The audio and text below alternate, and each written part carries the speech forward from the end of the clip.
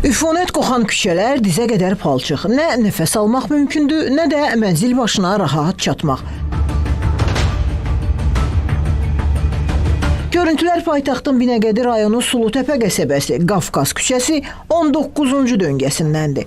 Sakinlər deyirlər ki, istər yayda, istərsə də qışda bu küçədən keçmək onlar üçün müşkülə çevrilir. Kanalizasiya lükları dolub daşır. Yağmurlu havalarda isə vəziyyət daha acınacaqlı olur. 2022-ci ildə bura dövlət tərəfindən kanalizasiya xətti çəkildi. 18-19-cu küçə çəkilmədi də, aparıb bu ana kollektorə birləşdirmədilər.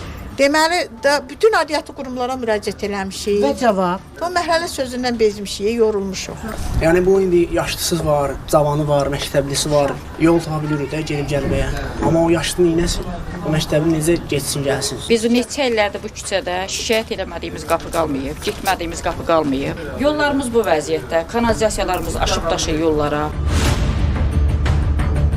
Paytaxtın Binəqədi rayonu Sulutəpə qəsəbəsi Qafqaz küçəsi 19 ünvanındayıq. Gördüyünüz bu küçəyə nə yağış lazımdır, nə qar. Hələ havalar soyumamış, yağışlar intensiv xarakter almamış.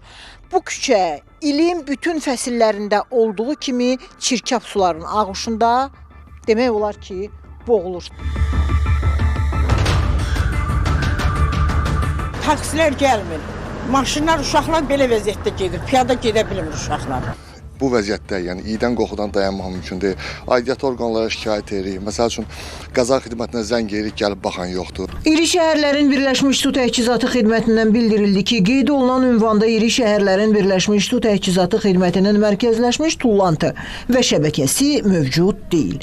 Mövcud olan xətlər isə əhali tərəfindən primitiv üsulla çəkilib. O da qeyd edildi ki, kanalizasiya təchizatı və yağış drenaj xətləri olmayan ərazilərdə Azərbaycan Dövlət Su Ehtiyatları Agentliyinin sifarişi ilə təchizatın qurulması üçün müvafiq layihə sənədləri hazırlanıb.